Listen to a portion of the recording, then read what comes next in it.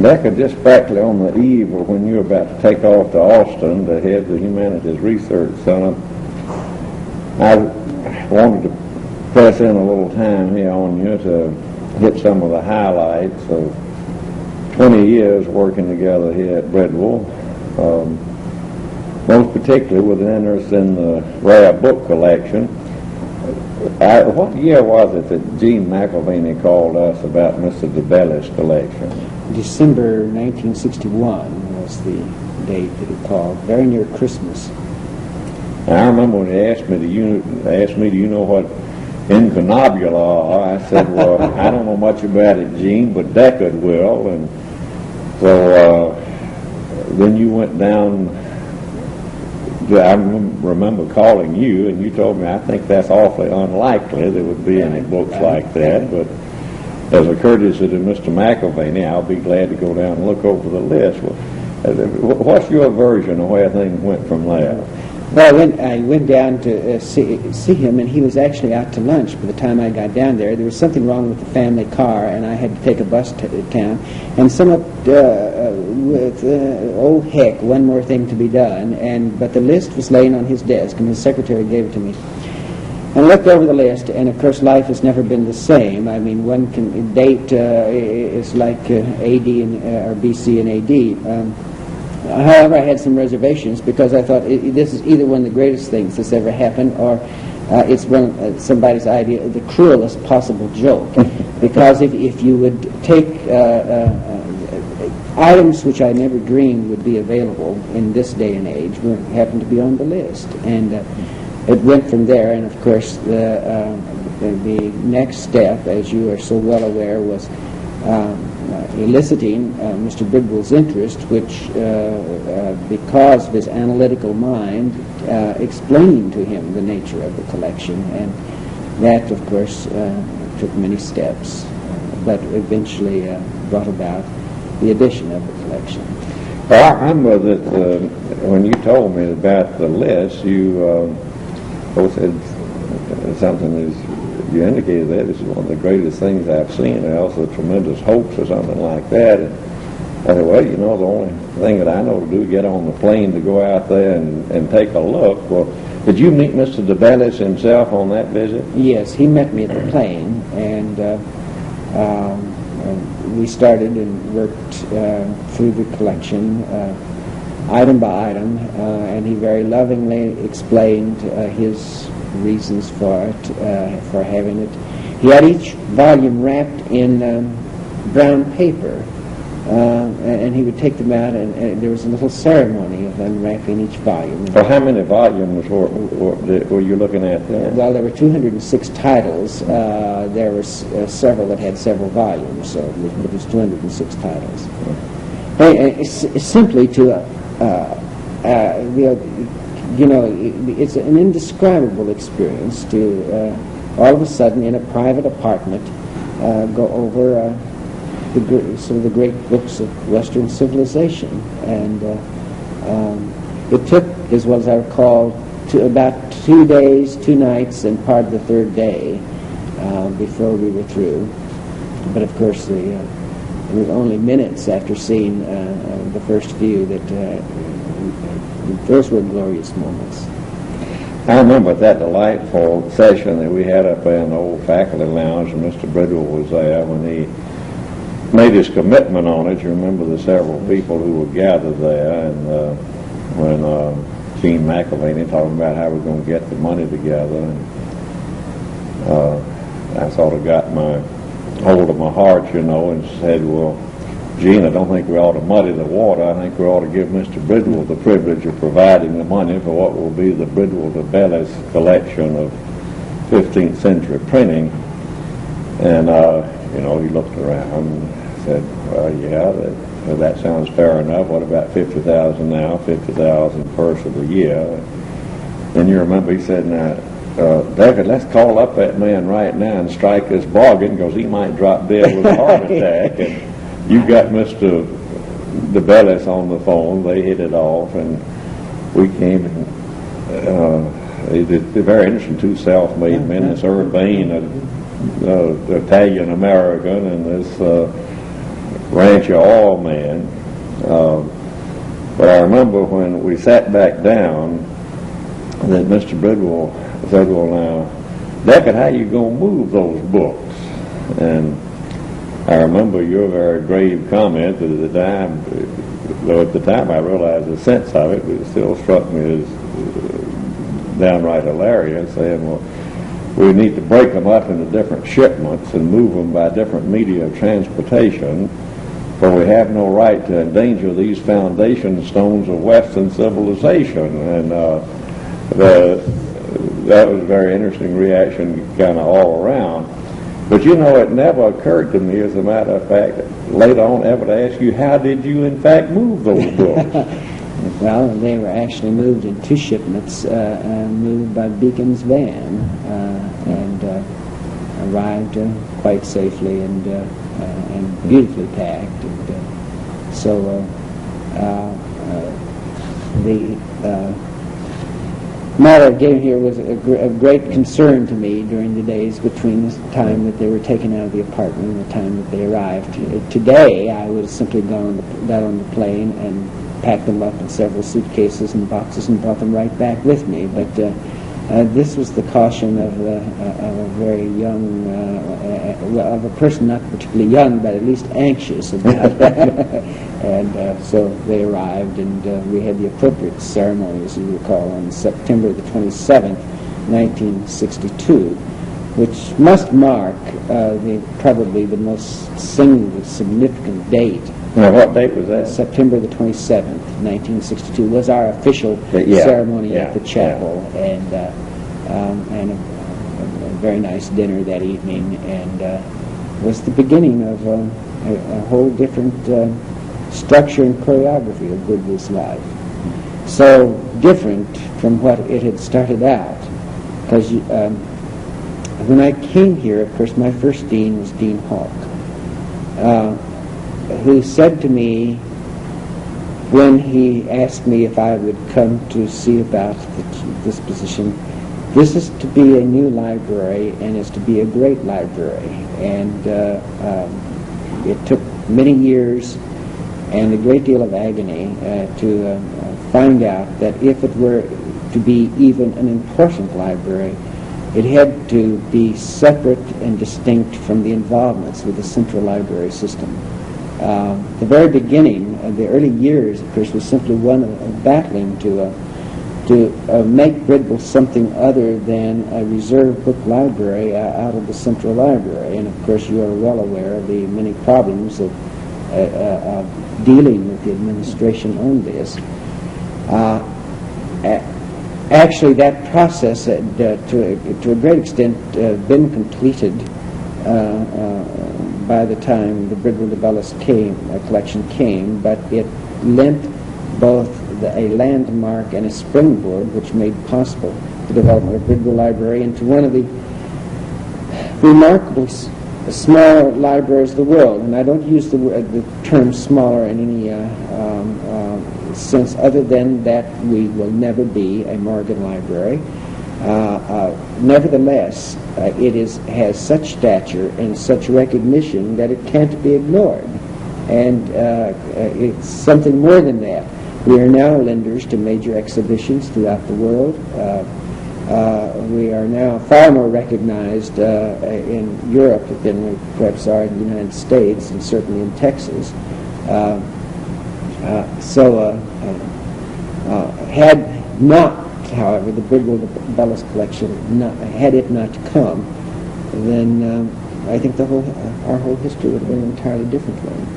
Let me ask you something, another thing I never thought to ask you. You've always seemed to be pretty clear about the shape, and let's see, what are the words that you use? Contours. Yeah, the contours is another one.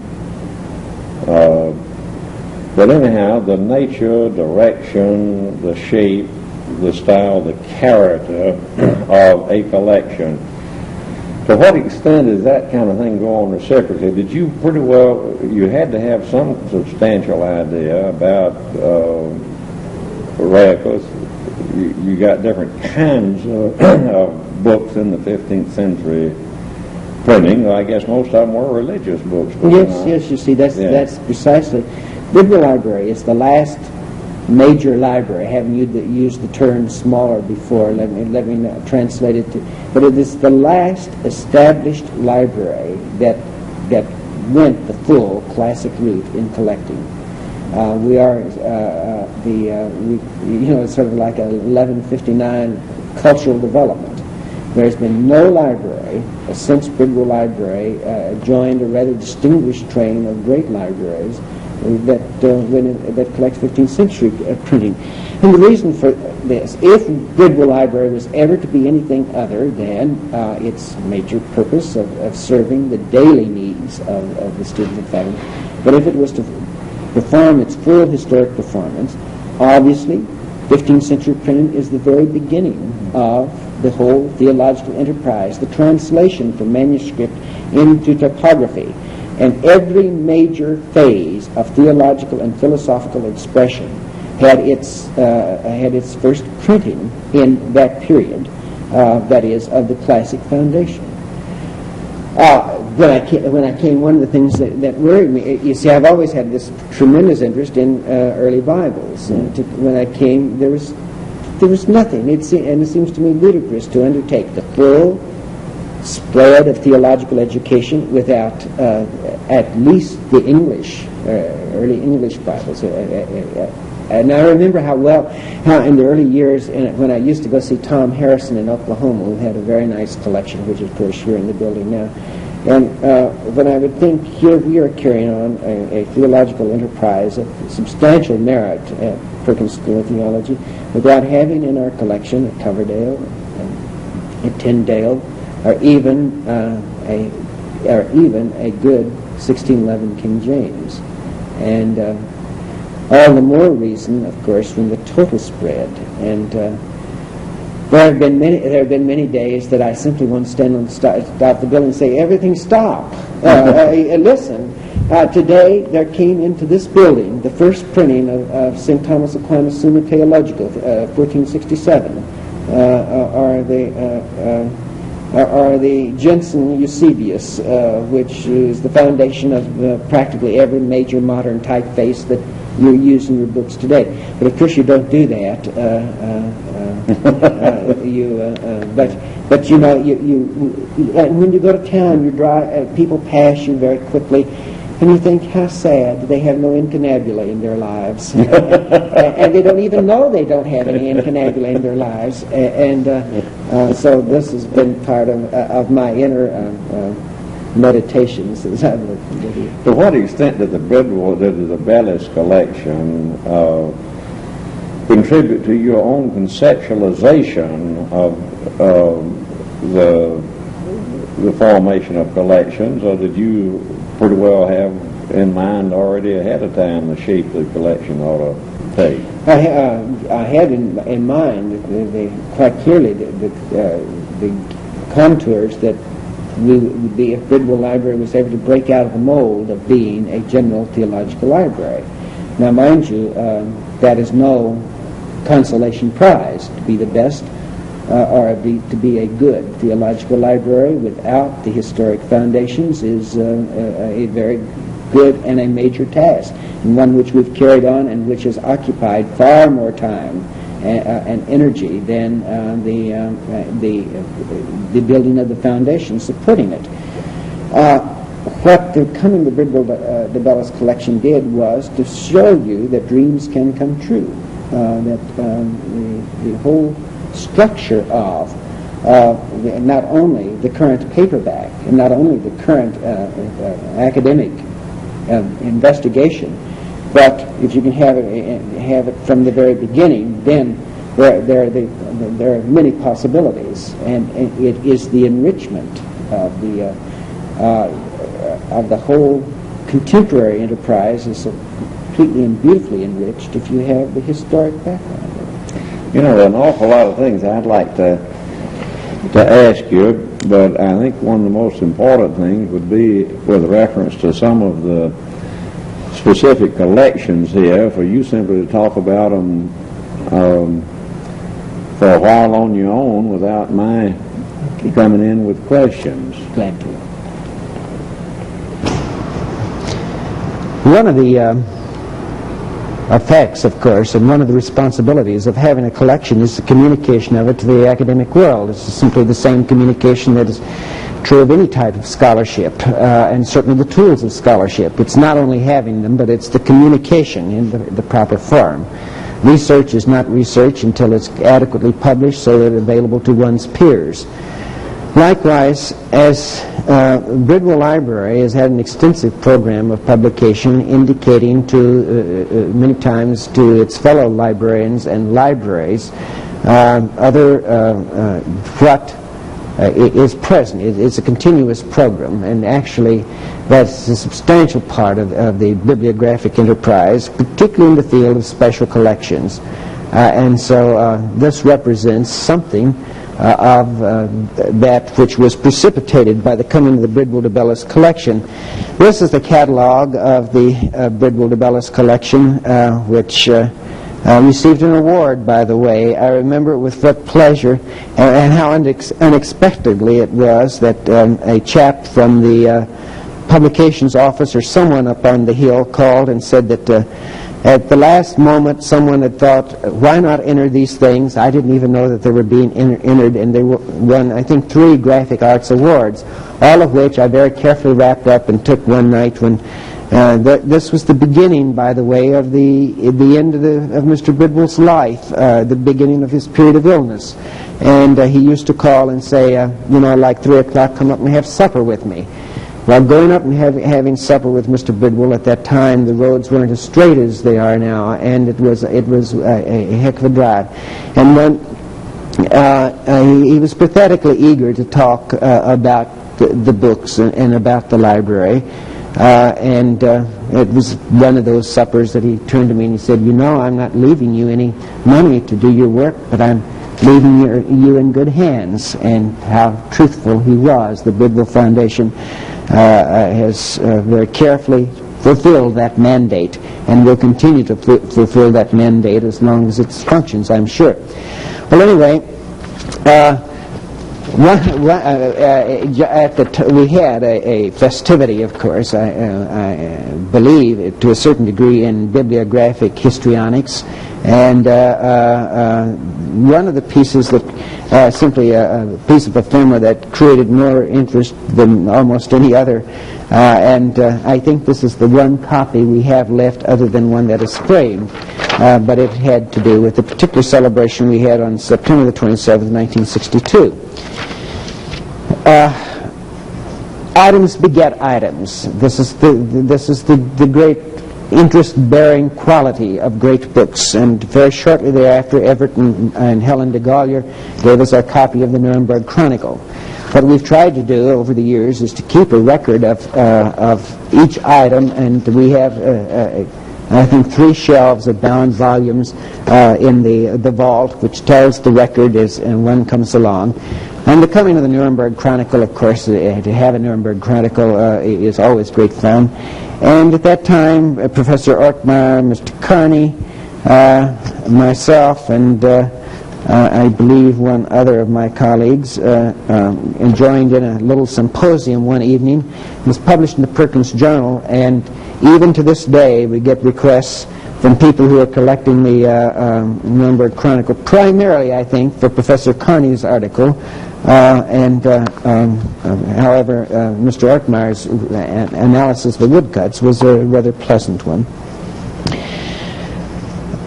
On this in 1964, this is 1962, 1963, 1964, was the coming, of course, of the Harrison collection. Tom had died, and his collection of Bibles was placed here under our curatorship.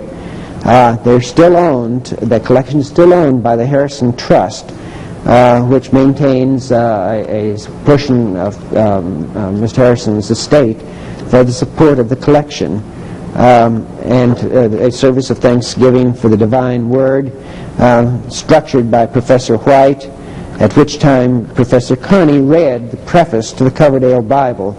And I remember with what interest Mr. Bridwell heard this. He had never obviously sat down to read the preface to the Coverdale Bible, and I think he was immensely moved by it. And it was a very festive day. Laura and Carl Brannan, Laura is gone, but in 1965 they established the Brannan Collection of Religion and Social Action. Of course, the Brannans were the great social activists, and Carl still is at the age of 92 or 93. He's still out protesting against the nuclear power plants, so on and so forth. And they have, over the years, wanted to provide and did provide money for the purchase of materials that fit very well within the contemporary expression of always of Perkins. This has always been an alive, socially active group of students and faculty. And while the Brannan collection is not a rare book collection, it is a collection of contemporary materials, it is a special collection within the stacks. Very helpful it is. One of the greatest assets that the coming of the Bridwell DeBellis collection brought to the North Texas area was the support it gave to people who wanted to collect. And Mrs. Charles Prothero was impressed by the Bridwell DeBellis collection and the exhibition. And I remember seeing Elizabeth and Charles spending a great deal of time. At that time, on the occasion of the dinner celebrating the Bridwell DeBellis collection, September 27, 1962, after the dinner, which was rather a long one, you will recall, as Mr. Bridwell put it, that was about connected with this, added to the afternoon program, was about 7 hours of festivities, and he was ready to go home. But the exhibition stayed open down here until midnight, and Charles and Elizabeth came down afterwards. Later, Elizabeth expressed an interest in collecting Bibles, particularly. Her interest has long since grown to other fields, but at that time it seemed a logical place for that she wanted to start, and I had the great pleasure of spending some time with her over a period of various and sundry meetings, helping find some of her earlier major purchases. The result being, of course, that Mrs. Prothero has put together one of the major collections of Bibles in the North Texas area. This was her first major exhibition, which we mounted, and it was a fantastically beautiful show. She has since exhibited in another of other occasions. And then later, after she had added the Coverdale Bible, she and Charles on one festive December day conveyed one half of the Coverdale Bible to Bridwell Library. The Mrs. Prothero's collection of rare Bibles is a finer collection than the Harrison collection, and although the Harrison collection is a very fine collection, and it's one of the great collections in private hands at this time. After Mr. Bridwell died, the continuation of interest by his daughter Margaret, and remember Mr. Bridwell and Margaret were always partners. Mr. Bridwell always made this clear. J.S. Bridwell and daughter Margaret. If you'll even notice the plaque that is in the front of the building, it's J.S. Bridwell and daughter Margaret. And I well remember on several occasions when I would be there and would be eating dinner with them. Sunday dinner was another time that he liked for me to come visit with him, and I'd visit until his nap time. Something would come up, and they would decide to do it, and Mr. Bridwell would turn to Margaret and said, "I'm putting you in for half," and she always nodded very beautifully and understandably. After Mr. Bridwell died, Margaret, there was quite a collection of materials came on the market to add to the Bridwell DeBellis collection and in relationship to it. And I spoke to Margaret about it, and she said that we must get it. We must not allow that opportunity to pass, and so in 1967 we had an exhibition of printed books from Homer to Erasmus, and it became the Margaret Bridwell Bowdle collection, which is a part of the Vault collection, and which has her special book plate in it. She was very proud of the book plate, and we did have a small festivity in this room, and I remember how very proud she was of her books. And from time to time, as I would see her, she had questions to ask. And had she lived, and it was Margaret's early death was one of the great tragedies of Bridwell Library. And I think I can say it. It's nothing private. It's public knowledge. One's resources and the distribution of one's resources are entirely different when one is in her 40s than, say, one of older years. And had Margaret lived, as I fully expect her to live, way past my years, I think the financial security of Bridwell Library would have been entirely different. As it was, she did not leave the foundation wanting, and the foundation through the foundation. But Margaret had a particular interest in Bridwell Library. Margaret Bridwell was my great friend in ways that are private to us. But she was very definitely always a partner in this operation, and she was very diligent to see afterwards, after Mr. Bridwell's death, that that partnership, now a single proprietor sort of relationship, was kept going strong. 1971, we are now as the coming of our Gutenberg leaves. Of course, everybody dreams of, every library of our type dreams of owning a Gutenberg Bible. We have 31 leaves. This is the Trier fragment, a rather dramatic story of how it was saved. It's coming. I must say that primarily it was the work of Carr and Wyvon Collins, but there were a number of other people that participated in the gathering of this collection. This became a celebrated broadside, one which was sought after to such an extent that aside from the two framed copies in our building, we have an early proof. It was designed by Carl Herzog, and Carl, being the dean of Texas designers, had always dreamed of having something to do with the Gutenberg Bible, and so he asked for a picture, or at least could he have one of the leaves. Well, knowing Carl and the reverence that he had for it, I made arrangements for a messenger to take a leaf to El Paso for him to look at. And he called up and he said he wanted to do a halftone, and I said, under no way can we do a halftone. I want it solved as Gutenberg would solve it, with type and paper. Carl is an artist who hears what he wants to hear and doesn't hear what he doesn't want to hear. And so we were having a small festivity concerning this, and the day before I had not received the broadsides. And he said, "Oh, that's all right. You're going to get them in the morning. They're going to be there." And just in a matter of an hour and a half before we were to receive the people on that occasion, we opened the box, which had been hand-delivered, and Carl had done exactly what he had set out to do. He did a halftone, and thus the Gutenberg Bible. But it was very pleasant. But this is not the solution that Gutenberg would have arrived at. The later coming of course, the celebrated coming of the Gutenberg Bible to the University of Texas has made greater news. However, to have 31 leaves from the book of Jeremiah makes Bridwell Library rank 50th in Gutenberg holdings. And someone said, well, if I ranked 50, if I wouldn't say anything about it. I would rather rank 50th than not rank at all.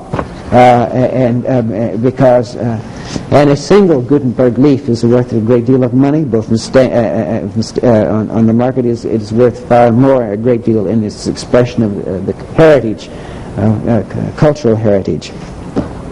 It is appropriate that both in 1971 that gained the leaves of the Gutenberg Bible and the James Joyce collection, because it combined the two in my private life of my conviction of the two greatest books in the world, one the Holy Bible and the other James Joyce's Ulysses. Mr. Joyce, contrary to general accepted public opinion of those who have not really read or worked with him, Mr. Joyce was one of the greatest theologians of the 20th century, and his Ulysses was indeed the Bible of the spirit of man.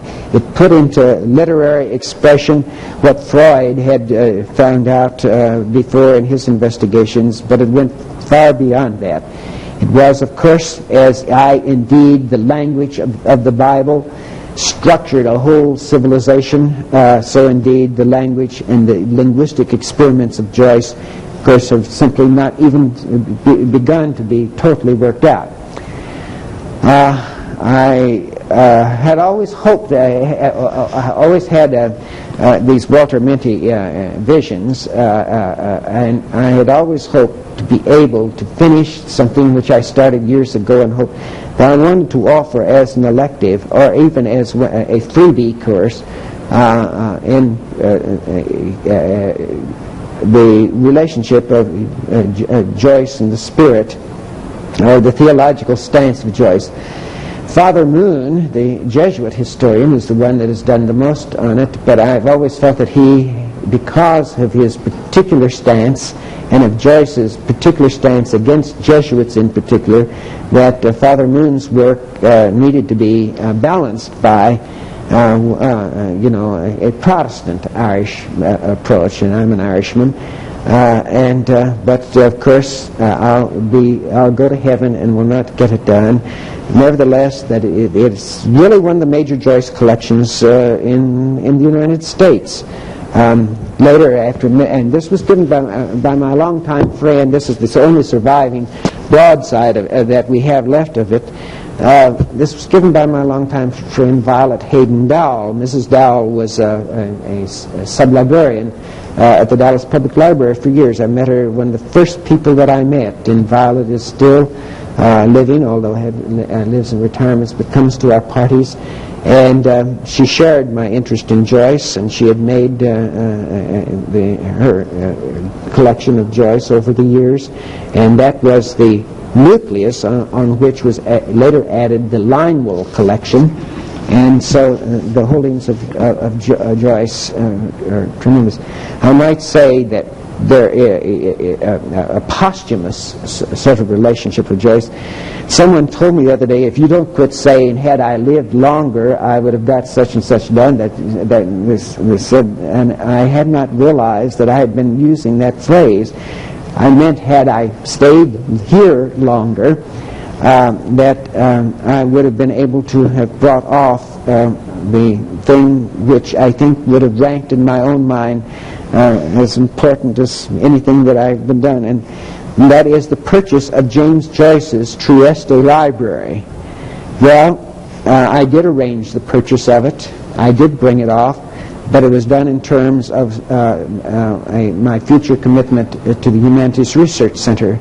And so my first purchase for the Humanities Research Center was the James Joyce's Trieste Library, which had been preserved all the years by his brother Stanislaus and then later his widow Nellie.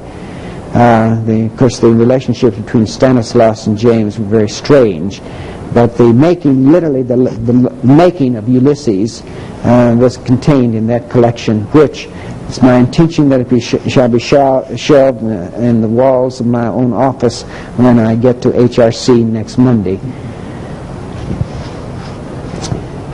When we moved into Bridwell Library, I came here in September the 1st, 1950. I was born September the 1st in the 20s, and that's none of your business when.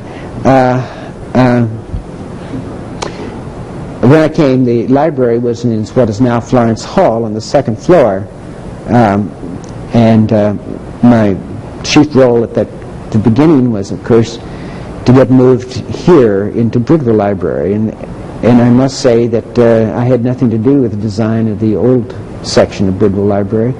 that when we moved in, we were crowded from the first day. And of course you can imagine the immense crowded conditions that prevailed for years. And so finally at last, after much choreography of the defining the need, and I indeed defined the architectural possibilities of making the annex, because this building is so overbuilt, the older part, and was built so much as a single unit, it presented immense problems in adding an annex to it.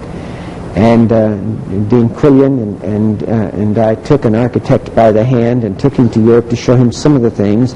I think it was a study of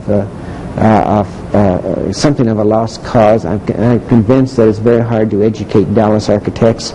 Nevertheless, an annex did eventuate, and in 1973, on September the 27th, September the 27th is sort of a magic day. Every time that Bridwell Library has had a celebration on September the 27th, it goes off beautifully. If you have it on another day, there's always some hang-up, which tells you that Bridwell Library's name day is really September the 27th. And so on September the 27th, 1973, we had the celebration of the opening of the annex.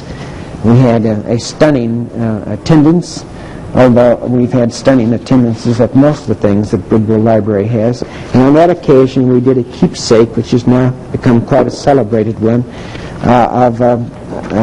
which contained leaves from a broken copy of the Bishop's Bible.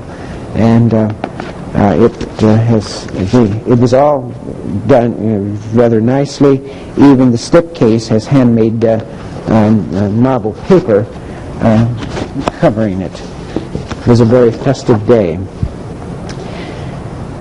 As something of the now, we've come over 20 years from the other end of the table, or at least the beginning of Bridwell Library. As something of the nature of the acceptance of Bridwell Library's position. It was in 1976, the bicentennial, the celebrated year of the coming of the Grolier Club to Texas. Now this was an event, and you'd have to know something of the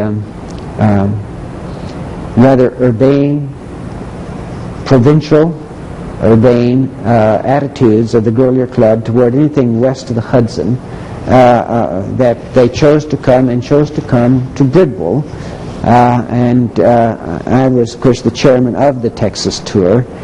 The coming of the Grolier Club to a young library is its ultimate public baptism and acceptance. The baptism and acceptance is not automatic. Many libraries have been visited by the Grolier Club and were not baptized. They were just visited.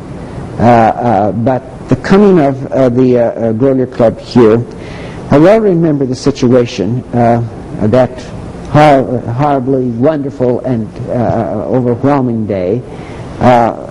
They were to arrive on Braniff, and of course they were late. They were on Braniff. What else? Mr. and Mrs. Collins had provided the money for a very fancy dinner at one of the clubs downtown, and of course the Grolier Club and booze go together automatically. But everything was geared to a schedule, and the schedule was dinner. After which, of course, then was the world vernissage of Bridwell Library. Would we or would we not survive that examination? And it's quite a critical thing the way this goes on. Well, the plane was late. Everything was woefully late, but it worked through, which meant, however, that I think that the group arrived at Bridwell Library by a chartered bus from downtown about 10 o'clock. Now, the members of the Grolier Club love books, and they love booze, and they love good food, but they had been on the plane from New York and so on and so forth. It's the worst possible time for us to make, for Bridwell Library to make its bow before the leading book people of the world. And after 12, some of them began to leave. So we did pass, and it was our public baptism. was the first time, I think, it generally recognized the position that Bridwell Library's holdings accorded it in the bibliographic structure of the world. Many acknowledgments of this because of our publications program had been made before, but this was actually an on-the-scene acceptance. On that occasion, among the many things which we put out, we had 3 hand presses running that night, printing broadsides. We put out in very low-key style, it's literally reproduced typescript, 100 books illustrating the nature of Bridwell Library. And let me just cite to you, just for the record, this is when you put your best foot forward, it's like a calling and a veritable roll of the very best that exists bibliographically. Our Gutenberg Leaves, a fragment from the Constance Missal, the Balbus Catholicon, the first printed encyclopedia, the Fustenshofer Bible, a printed on vellum of 1462, which, let me pause there, I just want to speak about that. We have the Fustenshofer 1362 on vellum. It's not here, it's in the vault. That is one of the real success stories financially, which I'm sure that will please my friends to hear. The first volume, volume 2, it was the first book ever printed to be published in 2 volumes. Okay, it was printed in 1462, and ever since 1462, the 2-volume sets have gone separate ways. And so a lot of people have 1 volume, and not a lot of people. The surviving copies of 1 volume, or the surviving copies have another volume. Now, in the Wilmerding sale, which was one of the great dramatic sales in American book history, the first time that the flow of books to the United States changed by the incursion of newly created Marshall Plan wealth, when they entered into an American auction and literally dominated, and the flow of books on the American auction did not necessarily stay, but could indeed and did flow back to Europe, particularly Germany and Switzerland. We very much wanted that 1 volume, and I had a bid and didn't have nerve enough to go any higher, and so we lost it. I had assumed then that we would never have the Fustenshofer 1462. The collector that bought it later went to heaven, and his collection was sold at public auction, and we paid very heavily and dearly for it. But in the meantime, and we got it. But in the meantime, and just before this, within 6 weeks before, the Prince Battiumi, refugee Hungarian, had the other volume, matching volume, which he had taken to a repairman to have a clasp repaired on it. And of course, there's nothing hidden in the book world. The news goes through all sorts of channels. Well, we entered into private negotiation and bought the copy from him, making our set complete. All right.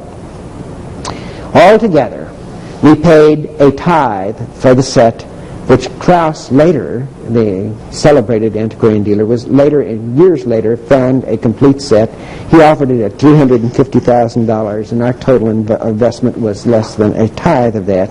Now, that's one of our financial success stories. I'm going to tell you about the other facets of it, the ones that were not so well. But anyway, this was what the profile that we presented to the Grolier Club, and it was an exciting day. Coming on now to very close to the present time, the Triple Crown of modern typography. We are the only people in the world, Bridwell Library is the only institution in the world that has the total Triple Crown in both paper and on vellum. Someone said, why do you want the Kelmscott Chaucer? I want the Kelmscott Chaucer for Bridwell Library because it's one of the greatest bibliographic icons in existence. But an institution has to have icons. And the Kelmscott Chaucer printed on vellum proclaims the bibliographic faith, as is indeed the cross of Christ proclaims the Christian faith. And the 3 greatest bibliographic icons of modern times is the Kelmscott Chaucer, the Dove's Press Bible, and the Ashendene Dante. We have them all 3, both on paper and on vellum. This is essential for us, and to have every library needs to have some particular distinctions, and this is one of the distinctions we have. We have others. The real clue of attaining it, this is something that everyone dreams of. This is when you sit down in the bibliographic world and you think up the impossibilities, the possible impossibilities. The Triple Crown is one of these games that all book lovers play, and so it would be impossible to bring off. I'd assume so too, but the real reason why of its greatest impossibility is that the Dove's Press Bible on vellum was printed only in 2 copies, one of which is in the British Museum, and the other which was not known where it was. And now, please forgive me, I've made an error. One of which was known to be in the possession of Sir Emery Walker's estate, and the other not known where it was. It has later emerged. There are only 2 copies, whereas there were 6 of the Ashendene Dantes on vellum, and there were 13 of the Kelmscott Chaucers on vellum. And, of course, the paper copies were printed in larger editions. But it was the Dove's Press. In other words, you had one chance out of 2 of ever accumulating the Triple Crown. Well, we did accumulate it. We did gain the Sir Emery Walker copy, and thus gave an occasion for quite a festive celebration and a marvelous address by Mr. Colin Franklin in the chapel, which no one heard. It was later published so that those who could hear it.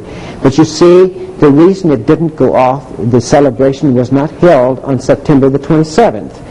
We violated our own principles by holding it on January the 16th, and thus we had a whole chapel full, over 400, at least close to 400 people, I'm sure, and maybe 10 people out of the group heard Mr. Franklin. Really absolutely brilliant address. Well, from 1962, at least, they began coming to the first incunable in the Bridwell Development collection. To 1979 is, of course, the growth to 600 items. And here is the catalog, which we published in 1979, the Incunabula in Bridwell Library. This is the largest collection of incunables in this section of the country, and it's much larger than the collection at the University of Texas. Backtrack one bit. On the occasion of the coming of the Grolier Club in 1976, the most celebrated, the member of longest standing of the Grolier Club, and one of the first ones ever elected from Texas, was Mr. Stanley Marcus, whose involvement with things bibliographic go back far longer than most people who know of his merchandising career would understand. As a freshman at Harvard, he took a course in the book arts under George Parker Winship, and he became intrigued in the book arts and has been a book collector ever since. When in the course, the hottest thing then, and at that time, was a young designer by the name of Bruce Rogers. And if you will consider that Bruce Rogers was the first person in United States history ever to attempt to make his living as a book designer, then you can realize, and he only died in 1957, full of years, you can realize that book design as such has not been a major facet of United States bibliographic life. But Mr. Marcus set out to collect everything that Bruce Rogers did, and it's an amazingly complete collection. And much to my surprise, one day he called me before the coming of the Grolier Club saying, I want to do something very special on this occasion, and I won't be there. I'm going to be, it was the beginning of the period, I think, of the opening of the China trade, and unfortunately there's no way I can be there, but I want to make a very special gift on this occasion. I want to give my Bruce Rogers collection to Bridwell Library in honor of Bridwell Library on the occasion of the visit of the Grolier Club. And so that he did, and this is the typed catalog of the collection. The collection occupies a rather substantial space in the gallery, in the far room of the gallery. And I think chronologically the last thing, and what I regard as my last hurrah, of course, is my involvement with Eric Gill. And the Gill-incised carving in the middle room of the gallery is at least the most visible expression of my involvement with Eric Gill. Had really not intended to bring that piece over until 1981, so it would be here in 1982 for the celebration of the centenary of Gill's birth. However, when the decision was made to go to the Humanities Research Center, it was necessary to expedite that procedure, and the disaster of the lighting continues, but lighting that will eventually be solved, and it is now installed in the center room. We have a substantial Gill collection of books, and the chief one being, of course, the Gill Gospels on Vellum, which is probably the most beautiful book printed in the 20th century. Now, let's turn to one other facet of what it means. How does this work out pragmatically?